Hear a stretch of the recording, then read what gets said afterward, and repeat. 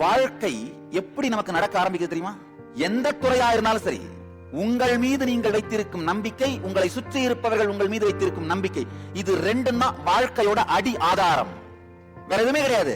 இந்த ரெண்டும் தான் வாழ்க்கையோட அடி ஆதாரம். வேற ஏதாவது இருக்கா? உங்க வியாபாரம், உங்க உறவுகள், உங்க உடல் நலம். உங்க உடல் நலம் வேற ஒண்ணும் இல்ல, உங்களுக்கே உங்க மேல இருக்கிற நம்பிக்கை இழந்ததுனால நீங்க உங்களை கைவிட்டுட்டா வியாதி வந்துருது.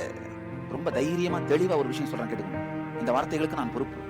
யாருக்காவது கேன்சர் வந்திருந்து ஆபரேஷன்லாம் பண்ணியிருந்தீங்கன்னா திரும்ப வராம இருக்கிறது ஒரே ஒரு சிம்பிளான விஷயத்தை கடைபிடிங்க. உங்களுக்கு நீங்க கொடுத்துக்கிற வார்த்தைகளை தவறாம நிறைவேற்றுங்க, அவ்வளவுதான். வேற ஒண்ணுமே வேணாம். கேன்சர் திரும்ப வராது.